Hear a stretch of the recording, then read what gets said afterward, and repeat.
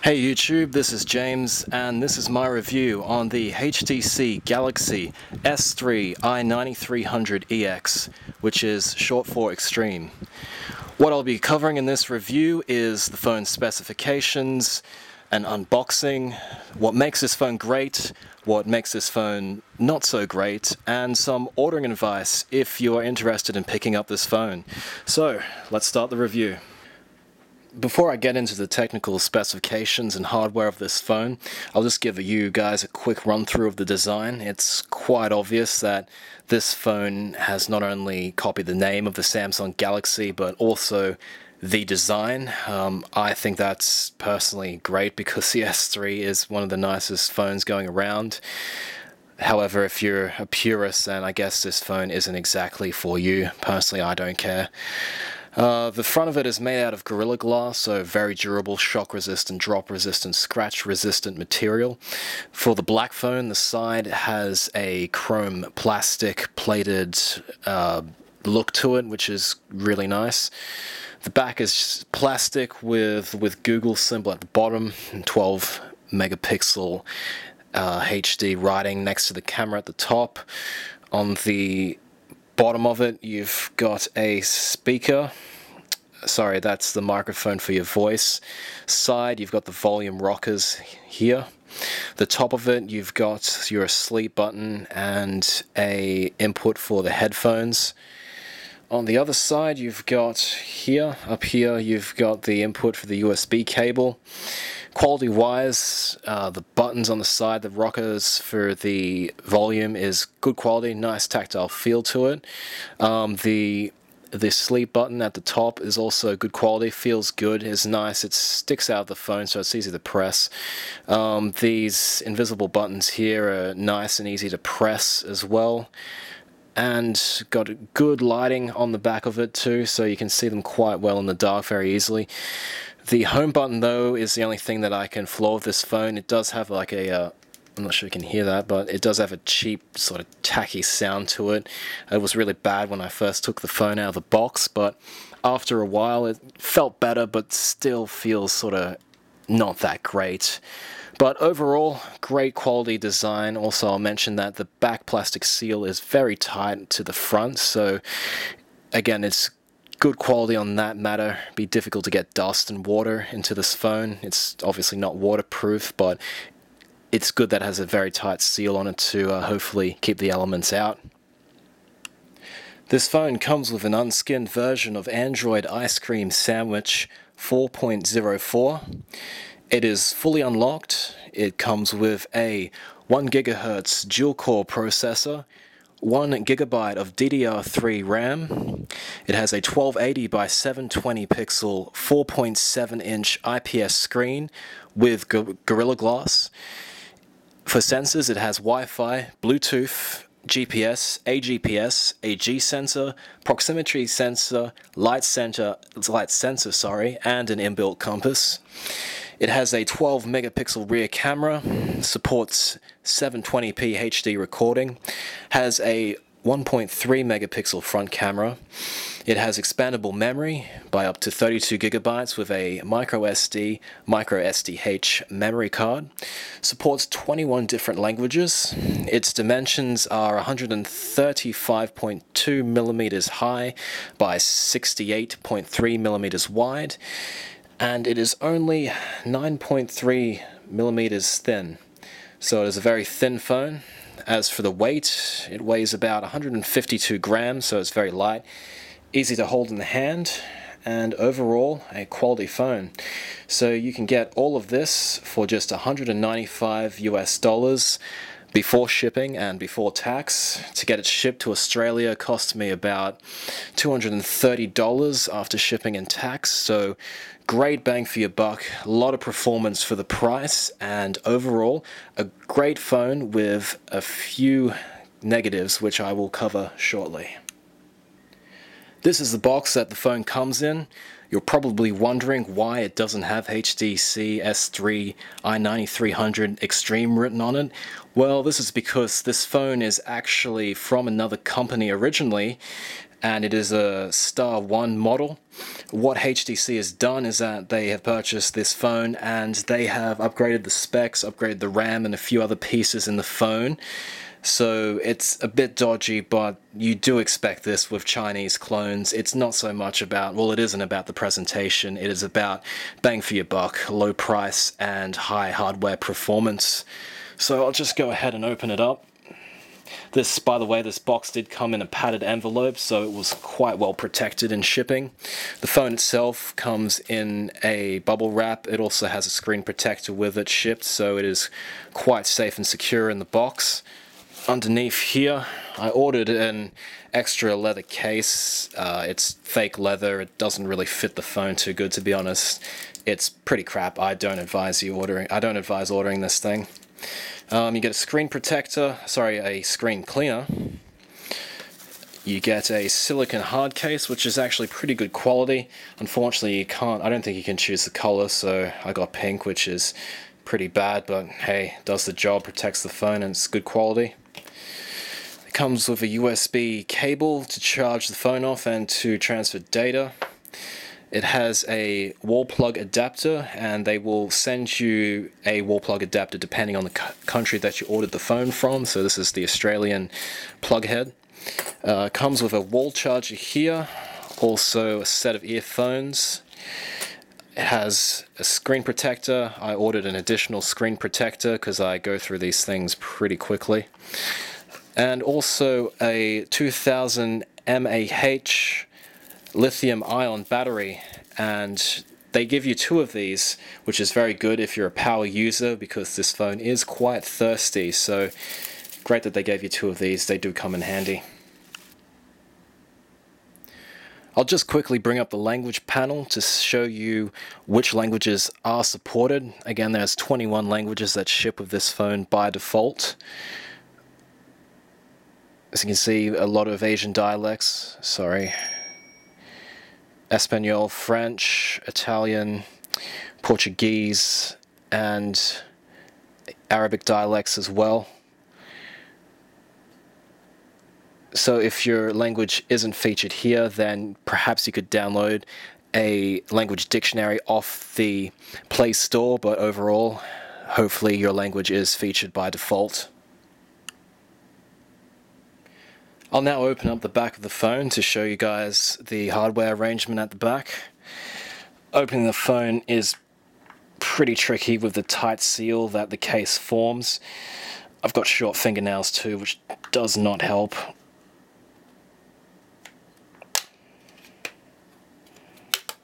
There we go.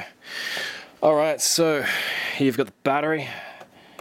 Easy to slide in and slide out. You've got the memory card here, again very easy to just slide it in and out just like that. And also here, if you have not seen this before, this is a dual SIM setup. So what you can do is, if you don't know what a dual SIM supporting phone does, is that, for example, I've got a Telstra SIM card in here, I've got a TPG SIM card as well. And what I do is that I set the phone to send and receive calls using the Telstra SIM because it has better reception in my area than the TPG SIM. But then I use the TPG SIM for the phone for the internet data allowance for the phone, because the TPG offer better data allowance, better price for data than Telstra. So you can run these two SIMs simultaneously and change them to whatever function you want them to do, which is what I will show you guys next. This is the SIM management panel, which allows you to set which SIM to handle which task of your phone. It's located within the settings panel. So you can see here it's listed both my Telstra and TPG SIMs. You can choose to completely disable either one SIM. Here you can see with voice calls, I can switch it to send or receive from either the TPG or the Telstra SIM.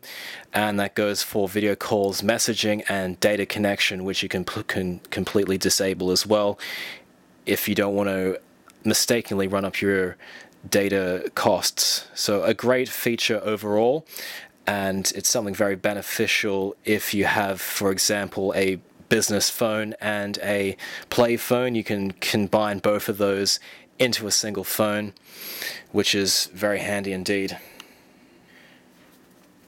I'm just running through the Antutu benchmark test again for this phone. It needed to be updated.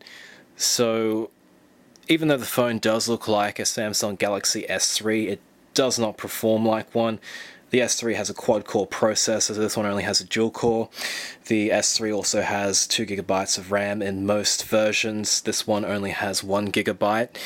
However, overall, I guess a more fair comparison would be the Galaxy Nexus, which in Australia costs around $480 off the shelf up front.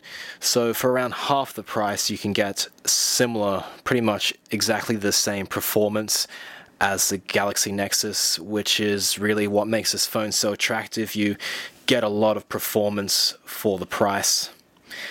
I'll speak about the screen now. I've had it set to the maximum brightness. My camera isn't that great, so it's a bit hard to determine the quality. However, the screen is very bright. It's made by Sharp Japan, so it's a quality screen. It is very bright, high contrast, probably not as high contrast as Samsung's Super AMOLED screens, but still, again, considering the price, it's a great screen for the price of the phone. Just waiting for the benchmark to finish up. I think it will score probably around 5300, which puts it around the LG Optimus 2X area and the Samsung Galaxy Nexus area. But yet, I have done a lot of research with this phone, and for the price, I really can't find many phones that have this big of a screen with this performance, and for a design that I like, which is the S3 design. So here you go with this score. It's ranked in at 5,407. I'll just get the comparison panel up. Where is it? Ranking somewhere in here. Okay, so in the 5,000, exactly 5,000, you can see what kind of phones and even tablets this the HDC is up against. I'll just open up the LG Optimus 3D. So that phone scores in at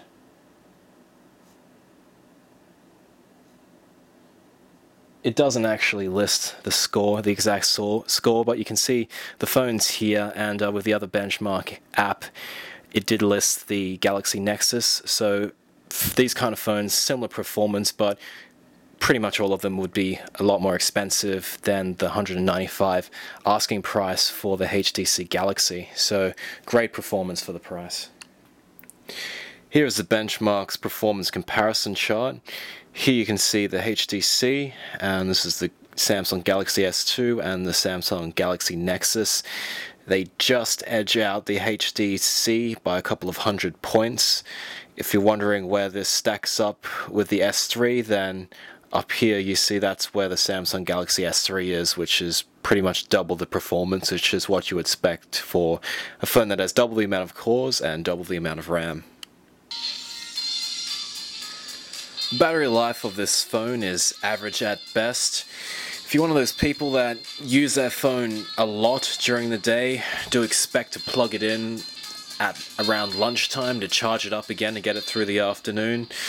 If you're away from a charger most of the day, then do expect to carry that second battery around with you. If you keep the screen particularly on full brightness, you can literally watch the battery just drop and drop and drop quite quickly. So play it smart, turn the brightness down, get rid of the fancy S3 dandelion wallpaper animated thing and just put something static on.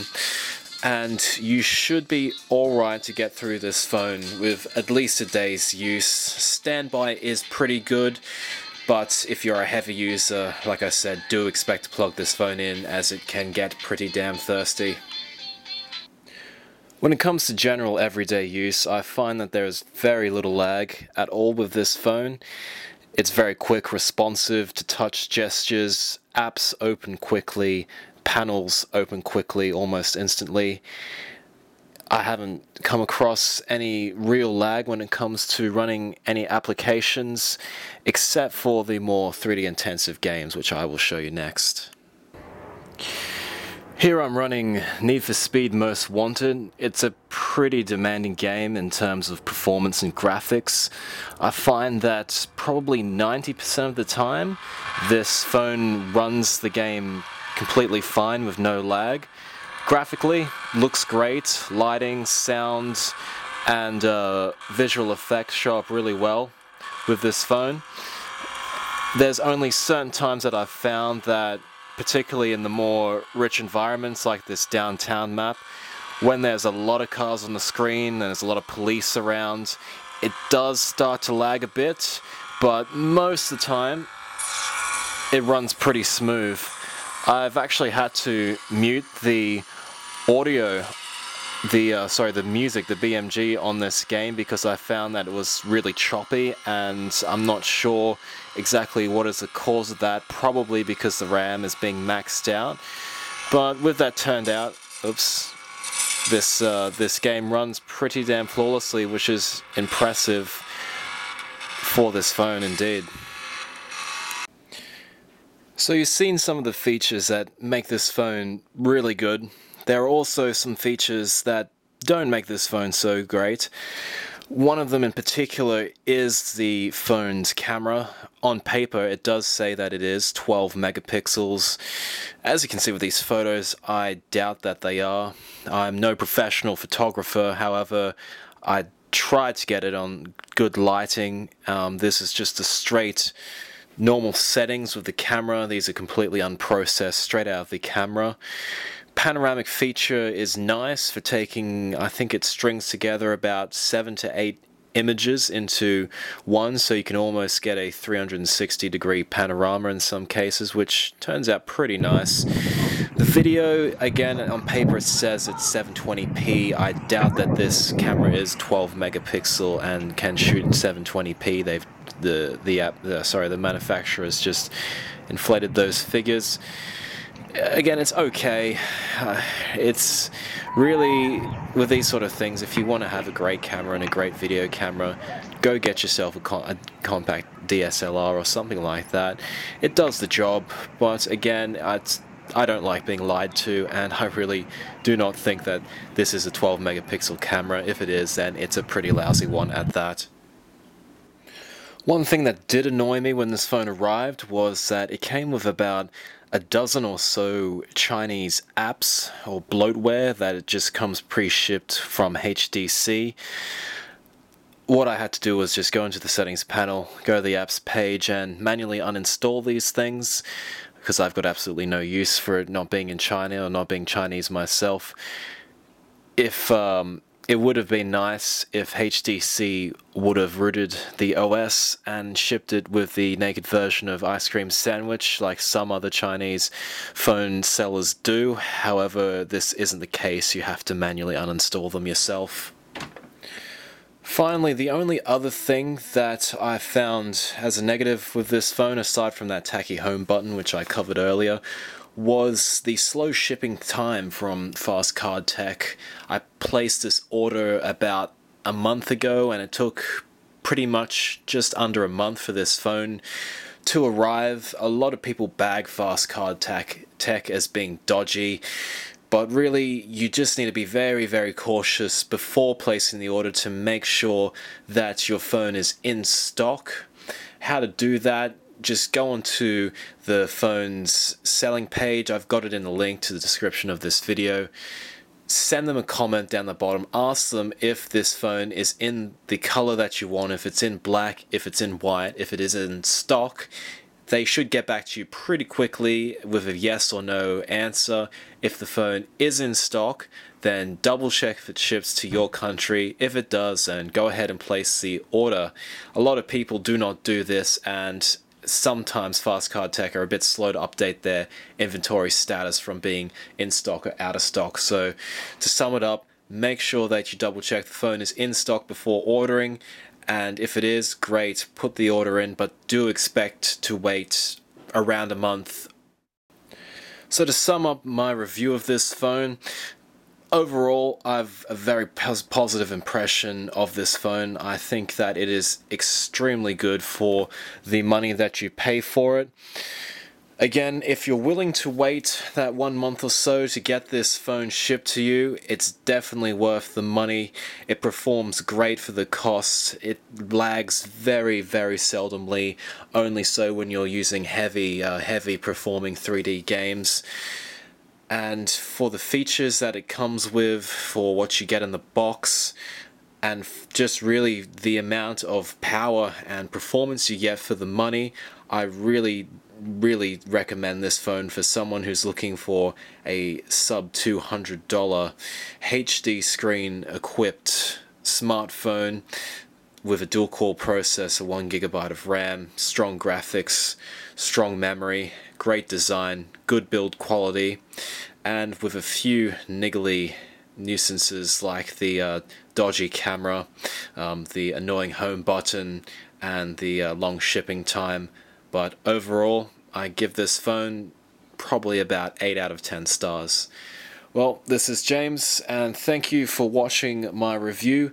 Please like this video, subscribe to my feed. I want to put this phone side by side an S3 to run through it in a Galaxy Nexus to see how it stacks up side by side and also compare their design. Look for that in maybe about a week's time or so.